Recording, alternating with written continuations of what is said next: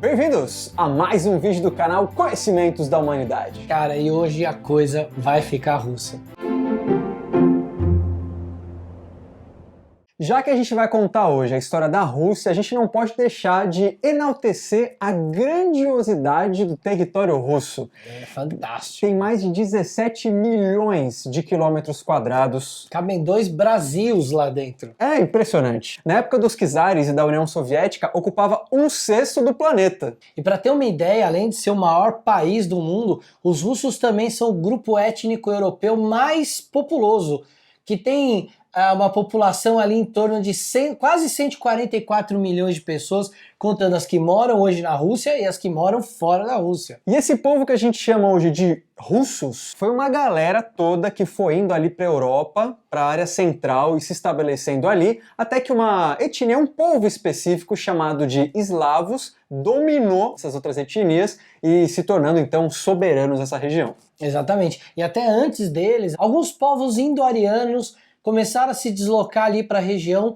e começaram a habitar o local onde hoje é a Ucrânia. E os mais famosos desses povos eram os citas, que era um povo nômade que ocupou essa região ali do século IV a.C. até o século II depois de Cristo, e eles eram muito famosos porque eles tinham grandes habilidades de guerra e de cavalaria. Mas os eslavos não ficavam ali sozinhos. Entre o século I depois de Cristo até mais ou menos o século IX, vários povos como os hunos, que eram nômades, os godos, os magiares, os ávaros, atravessaram ali, mas acabaram deixando pouca coisa pra gente investigar. Mas é importante saber que eles passaram e deixaram os eslavos ali meio... Opa, tem uma galera nova aqui. E é legal entender isso, porque mesmo com todos esses povos passando por ali, os eslavos conseguiram sobreviver, conseguiram expandir, e olha que eles eram um povo feito de agricultores, criadores de abelhas, caçadores, pescadores e pastores, e mesmo assim sobreviveram a todos esses povos nômades. Esses povos passavam, saqueavam, matavam. E ainda por volta do século IX, os escandinavos, que a gente conhece como comerciantes e guerreiros vikings ou varegues,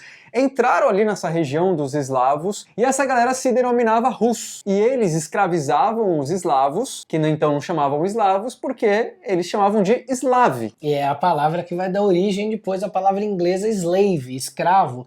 Então acredita-se que esses termos russos e eslavos, eles foram cunhados pelos próprios varegues, ou escandinavos, ou os vikings. Que não era a galera que mora, que estava ali. Exatamente, eles que batizaram eles desses nomes, e eles acabaram não só fazendo comércio, como também se estabelecendo por ali. Alguns vikings acabaram indo morar ali na região. E aí o que aconteceu? Bem nessa época, coincidentemente essa época que os vikings estavam chegando ali na região, os eslavos, eles brigavam muito entre eles, as tribos. E eles chegaram ao ponto de brigar tanto entre eles que eles entregaram o domínio da terra deles para uma administração viking. E aí o primeiro rei, o primeiro líder, o primeiro cara que foi eleito para fazer essa administração era um viking chamado Rurik. Então Rurik acabou se convertendo governador de Novgorod em 862, e com ele a galera começou a expandir muito até chegar na fronteira setentrional, fronteira norte daquela região, fazendo acordos comerciais, inclusive, com o Império Bizantino. E aí foi com Yaroslav o Sábio, que era príncipe de Novgorod, no século XI já, ali, anos 1000, que o estado de Kiev alcançou seu máximo esplendor. E é daí que vai vir o nome Rússia. Ele é derivado justamente da Rússia de Kiev, que pode ser traduzido como Terra dos Rus ou Terra Russa. E aí quando Yaroslav morreu, houve um declínio de Kiev e a Rússia começou um período mesmo de divisão, virou várias coisinhas menores que tinham conflito. Exatamente, aí começou uma guerra interna, e aí com essa guerra interna, os cavaleiros teutônicos, os lituanos e os polacos se aproveitaram para começar a invadir o território russo, e no sul ainda mais uma ameaça que eram os nômades Polovetsky. Em 988, Vladimir, que era líder da galera ali de Kiev, se converteu ao cristianismo, foi batizado, e então toda a região foi convertida à cristandade. Exatamente, é uma história muito interessante porque Vladimir o Grande, como ele era conhecido, ele mandou pesquisar várias religiões, até que ele chegou e falou: a religião oficial da Rússia vai ser o cristianismo ortodoxo da igreja russa. E a outra curiosidade é que no futuro ele vai ser canonizado, santificado e vai virar São Vladimir. É ele também que alguns anos depois cria o primeiro código de leis do povo russo, que vai ser chamado de Russkaya Pravda. Em 1223, o Império Mongol de Gengis Khan invadiu essa região e a ideia deles era assim, ia lá, pilhava, matava a galera, roubava e voltava. E foi o que ele fez, ele foi, invadiu, pilhou, roubou, matou, voltou. E aí em 1237, o neto dele, Batu Khan, decidiu retornar à Rússia. Isso, e ele atacou a Rússia, principalmente o lado oriental da Rússia, e 3 anos depois, em 1240, ele começou a atacar o sudeste da Rússia, destruindo Kiev. Lembra que era a sede do início do governo da Rússia de Kiev. Em 1242, o Batu Khan, ele acabou criando uma capital na região chamada Sarai. Hoje a região ali tem a cidade que chama Volgogrado. E ele vai fundar um kanato que ele vai batizar de Horda Dourada ou Horda de Ouro. Era uma chácara, uma chacrinha ali. Um belo do estado mongol. E ele acaba criando ali raízes do estado mongol, que era diferente de seu avô, Gengis Khan, que atacava e voltava. Ele acaba criando raízes e funda uma espécie de um império mongol ali na região. Um imperinho. Um imperinho, um kanato. E como a Rússia é muito grande, ela continuou sendo atacada. E aí uma galera do oeste começou a atacar. Eram os suecos que foram contra Novgorod. Mas lá tinha um príncipe chamado Alexandr Yaroslavlevich que conseguiu barrar esses suecos vindo do oeste, e aí ele passou a se chamar Alexandre Nevsky. 2 anos mais tarde, a Ordem Teutônica tentou a mesma coisa pelo oeste, mas aí Alexandre, quase que o Grande, conseguiu barrar essa galera. Ele se ligou que ele não ia conseguir segurar todos os lados. E ele acabou... Era muita coisa, né? Exatamente. Ele acabou entregando o trono para o filho dele, o Daniel, e fez um acordo com a Ordem Dourada do Batu Khan para que não atacasse mais a região russa, então ele se submete à Ordem Dourada, pagando impostos e tudo, e assim ele preserva o território dele e acaba criando a primeira linhagem de duques moscovitas, justamente com o filho dele, o Daniel. E lá pelo século XIV, o grão-duque Dmitry Donskoy consegue pela primeira vez liderar um ataque bem sucedido contra os mongóis. E aí esse início dessa revolta continua com o Grão-Duque Ivan III, o Grande, vê que todo mundo aí é o Grande. Ele se proclama como um czar e ele começa um regime autocrático. E aí ele incorpora a Moscóvia, os estados de Novgorod em 1478, e a dominação mongol termina sob o jugo dele em 1480, quando ele expulsa os mongóis ali da região do Tártaro.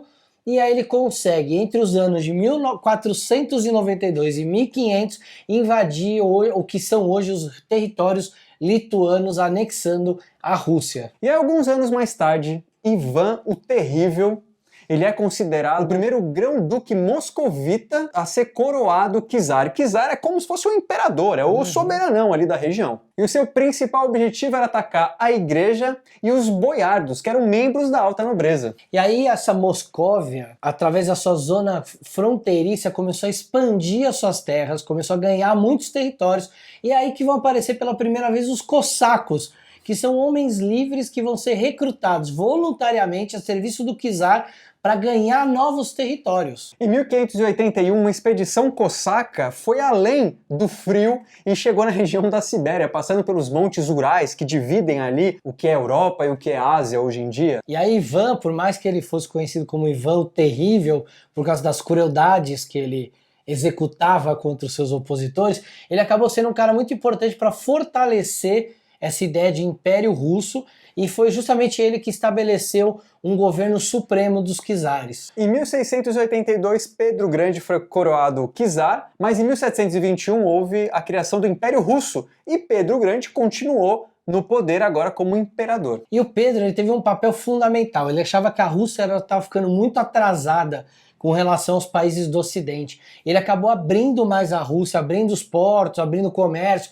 trazendo artistas. Ele fez até uma expedição para a Europa, disfarçado de Pedro Mikhailov, no meio da expedição, para não dizer que era o imperador que estava lá, para conhecer outras culturas, e começou a trazer muito isso para a Rússia, para modernizar a Rússia, não só tecnologicamente, mas também culturalmente.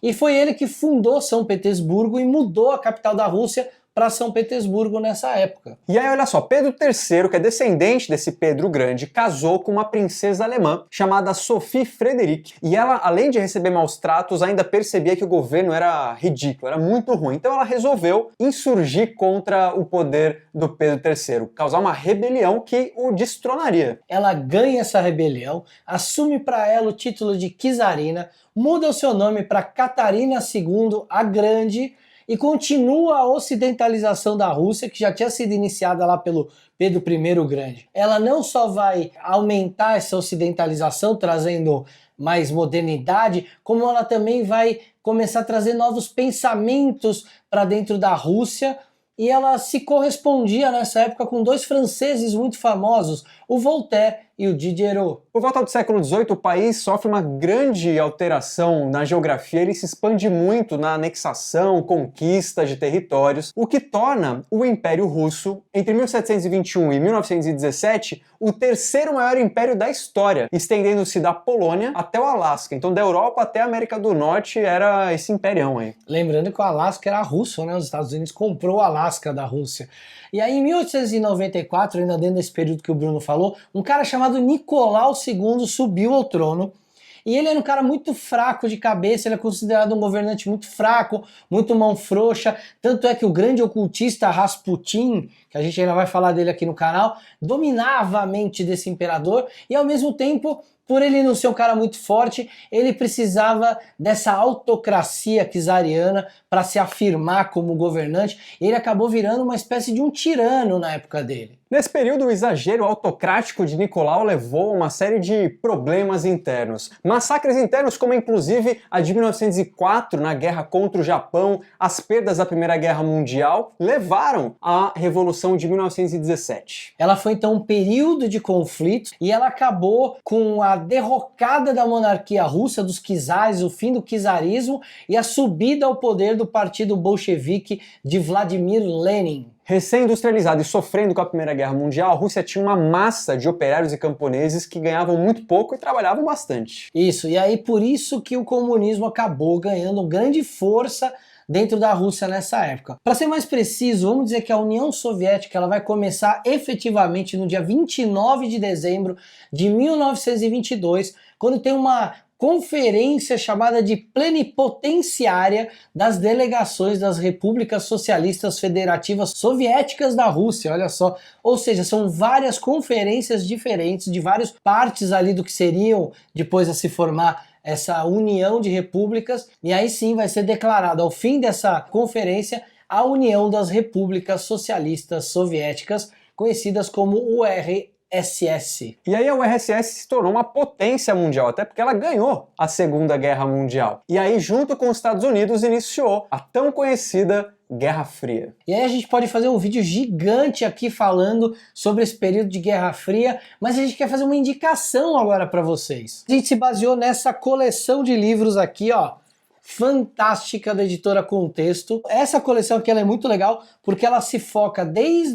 de como o povo se organizou, e ela vai falando da cultura, do folclore, da história, de como foi a política externa, das eras em que aqueles povos passaram. Essa coleção fala dos povos, como que é essa galera, o que eles fazem, emenda, obviamente, em questões históricas, mas é muito legal porque fala das pessoas, é um livro de pessoas, isso é muito legal. Então, se você não tá afim de esperar a gente falar um dia sobre o comunismo ou a Guerra Fria, já pode pegar o seu livro dessa coleção aqui da editora Contexto, falando dos russos, e ler muitas coisas legais sobre esse que é considerado o povo trágico.